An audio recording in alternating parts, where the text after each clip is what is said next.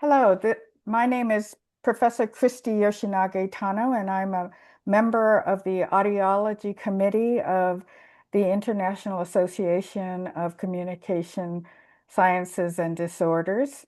And I have the very great pleasure of introducing you today to Dr. Tina Childress, who is an audiologist as well as an accessibility consultant.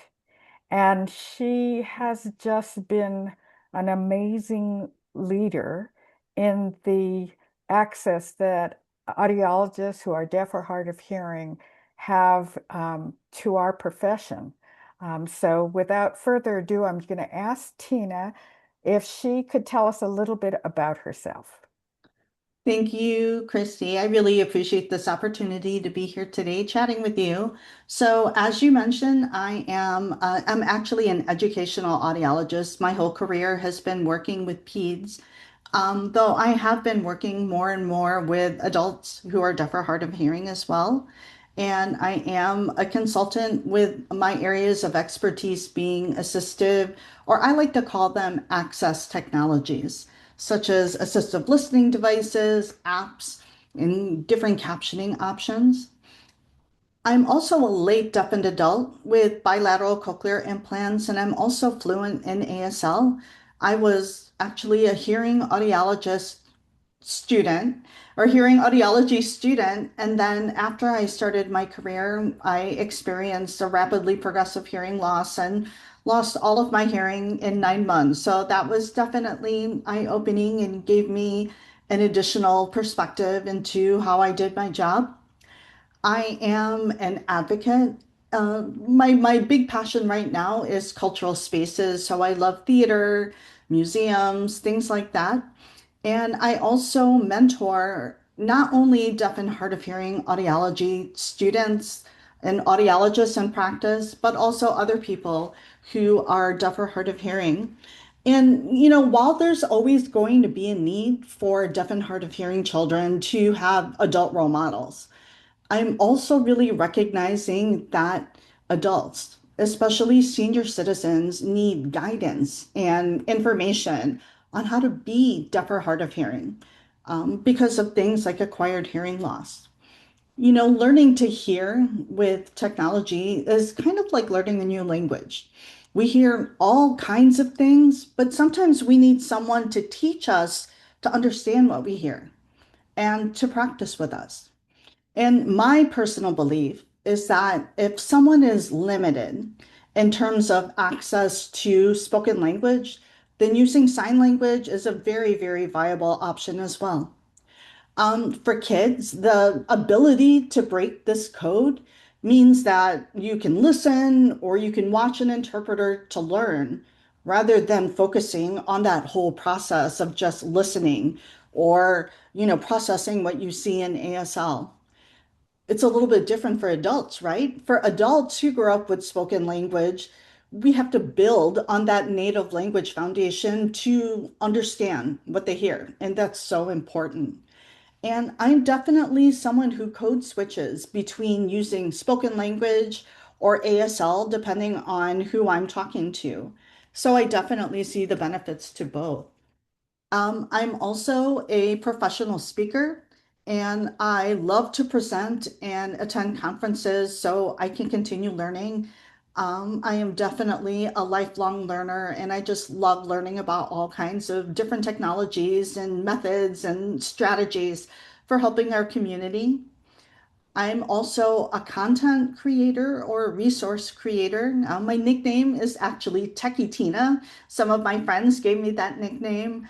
And I love gathering, analyzing, organizing information about access technologies in a way that's understood by both professionals and consumers because it's always changing. Man, I totally chose a topic that's evergreen because technology just advances and leaps and bounds, it seems like every day. I am also a mom to two awesome codas or child of deaf adults. Both of them are very sensitive to the deaf and hard of hearing community. They're both fluent in ASL. So I'm just so proud of them and, the work that they've done. And they're the next generation. And I'm so excited to see that. My older kid provides captioning in theaters. They're actually a theater major. And my second kid is an architecture major with a minor in disability and inclusion. So proud deaf mama here watching her kids grow up in our community. Oh, you're on mute, Chrissy. Chrissy, you're on mute. Do I need to show you the mug? So here, this is an example of my access technology. There you go. Thank you. That was a wonderful introduction. And now I'm going to ask you a few questions. The first one is, how have accessible communication technologies or practices transformed your ability to participate in social spaces? And what gaps still need to be addressed for true inclusion? Social spaces are hard. There's competing background noise, multiple speakers, frequent topic changes, poor lighting, all of those things. And the first step, I believe, is having what I call an elevator speech. And the elevator speech is if you don't tell people what you need, then other people will make that decision for you. But you need to know what you need. You need to know about what works best for you in terms of communication in those challenging listening environments. You need to know what technologies are out there, what, effective communication strategies work best for you. And, for me, I tell people that I do best when people face me, if they speak one at a time, if they know sign language to use sign language, using my remote microphone system if I bring it with me, or even something like a captioning app. So I'm going to demonstrate this. Techie Tina's got to show off some tech here. So this is Google Live Transcribe on my Android phone. And so, oops, I need to change the orientation. And so I love using an app like this when I'm in, challenging listening environments. I'll hold this under my chin so people can lip read me, so I can make eye contact, so that accessible for them. And then when I need to understand them, then I will pass, the phone on to them and I'll have something to follow. So that's an example of, technology that I use and that really helps me. Um, but when you do that, you kind of make yourself vulnerable, right? You have to be willing to disclose that you're deaf or hard of hearing. And I know that people have all different levels of, acceptance for that. I don't personally introduce myself as deaf or hard of hearing until I need to. I am, and I know that I'm very hearing passing, being a late deaf and adult, my speech isn't affected, unless my cochlear implants are off, which is kind of blows my mind that, not having that auditory feedback can affect my speech. Um, but I don't always disclose, and that really can be to my detriment because if I don't tell people that I have those specific needs that I just talked about, they're going to be talking from behind. They're going to be covering their mouth. But if I was very upfront, things may look a little bit different.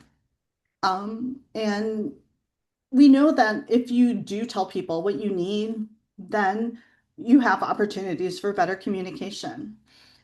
In terms of what does true inclusion look like, for me, I think that that's when people don't feel intimidated by, that they disclose that they're deaf or hard of hearing, but also that others are willing to do what's needed to make them feel part of the conversation. Those are excellent points and a great demonstration. Thank you. So the second question is, can you share a specific moment when you felt truly included in a community or workplace, and what made that possible? What lessons from that experience could help build more inclusive societies? As a late deafened adult, I still, and this is the sign, think hearing. So, like a hearing person is like this. And as a late deafened adult, I still sometimes think like a hearing person. But as my hearing loss progressed and prior to getting my cochlear implant, I realized that I was missing out on a lot. And I feel very fortunate to have worked in environments that really understood my communication needs. As an educational audiologist, I had really understanding coworkers who were willing to sign for me when I needed it or filled me in on information. If there was like an IEP meeting and I missed a point, they would tell me about it later or even in the middle of the meeting. I also really appreciated people who, give a quick hand wave if they wanted to say something, or if they said something like changing topic to help me narrow down kind of what I might be hearing. Working at a residential school, sign language and access technologies were always available, and I always felt included in that environment. I mean, honestly, I feel the most vulnerable when I'm surrounded with a bunch of hearing people that don't understand what it's like to be deaf or hard of hearing. Um, I think I'm very much a teacher in my heart, and I, want to teach them about it, but sometimes it's not appropriate. It's not the right time to go on my, long, stepping on my soapbox about, communication. So I have to figure out that balance. In terms of the future, I really look forward to the day when all media content is captioned. And we know that globally, about 80% of people deaf, hard of hearing, or hearing are using captioning. So I think that's very achievable. And with advances in things like AI technology and, captioning, AI captioning that we have right now, it's more accurate than it was even 5 years ago. During lockdown and all of these Zoom meetings, the AI captioning was not great, but it's so much better than it used to be. Um, I also see, people developing technologies where it can auto detect other languages so that, you don't have to go to your app and select, my mom is from the Philippines, and so Tagalog, Tagalog is the dialect that she speaks. Man, I would love it if I can't understand my mom for some reason, if I could pull out my app and it automatically switches to Tagalog without me having to select it. Um, and it's like subtitles, right? I love K-dramas, and so I don't know Korean. I love that I can watch a K-drama and see the subtitles in English. That's also going to happen. That, midstream kind of translation happening with another spoken language. Yeah, so that's what I see. That is amazing AI now that the translations have gotten so much better, as well as the accuracy of the captions. Yeah, and I have to say also, even with different hearing technologies that can couple now to people's hearing aids and cochlear implants and osseo integrated devices, they're getting smarter. They're able to isolate voices and noise a lot better. They're smaller. And then even in terms of AI with sign language, I know there are people working on, there's little avatars and things like that you can type in something in, English, and then you'll have an avatar signing. But there are, like Google is doing things where they're using camera technologies like the webcam that we're using right now to like recognize signing and then translate that to captions. So all those things are coming, or caption glasses. I mean, there's all kinds of things that are coming.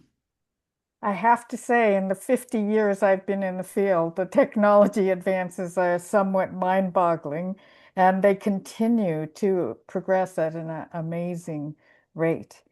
So my third question to you is, when we talk about social progress, what does that mean to you as someone who is deaf with a cochlear implant? And what's one change you believe would have the most significant impact on disability inclusive societies? I am so encouraged when I see the young people growing up right now. I had the fortune of having two, I guess they would be young adults who have grown up in a society that is open to accepting other people's abilities and willing to make accommodations for those other people. We talk about, sometimes older people being a little bit more biased or, not willing to change. But when I see these young people who have been exposed to disability and different abilities and, diversity in general, they've had that from the beginning. That's not something that you and I grew up with, right, Chrissy? And so because that was ingrained so young, I see that having very positive changes in the future because we don't have to teach this to them. It will be part of who they are. I see that in terms of sign language. We have hearing parents teaching their hearing babies sign language. We have, people willing to take free online classes. We have, people being willing to turn on captions in a bar or, while watching movies. I look at my kids and they say that, they're the kids that go to their friend's house and they make them turn on the captioning and then their friends leave it on all the time because they realize that it's helpful for them. Um, we see captioning also and interpreters in cultural spaces. I love theater and I love that I can go to Broadway and watch a show with captions or ASL interpreters. Are there still barriers? Absolutely. There's still a lot of education that needs to be done. I think that, when it comes to accommodations, the three popular accommodations for deaf, hard of hearing are ASL interpreters, assistive listening devices, and we know about the benefits of captioning, those of us in the field, but those other people, they don't recognize captioning, but they do recognize these first two. So I found myself advocating more for captioning and letting them know it is possible. You can do it in theater. You can do it, in an outdoor space. You can do it for a school assembly. And I think that it's about educating them. And once you give them the tools or let them know that the tools are available, they're going to be more open to it. In terms of, what would be, one change, I think that one change would be being willing to be open to another perspective. Because by doing that, you keep the dialogue going about what we need, how to make that happen, and how to collaborate on solutions. And, when you're open to seeing things from a different perspective, we're going to see those barriers come down easier. So, do you have any last thoughts for us on this topic of fostering disability inclusive societies for advancing social progress? I would just say keep learning, keep talking to people, have deaf and hard of hearing people at the table having these discussions. Nothing about us without us. We know that's kind of the battle cry of the disability community. And hearing that perspective from people like us that have lived experiences is so, so important. Thank you so much, Dr. Childress. Your lived experience as a person who's deaf, as well as your lived experience as an educational audiologist, is provides us with so much valuable information and something that's really, really needed by the audiologists and the speech language pathologists in our profession, not only in the United States, but globally.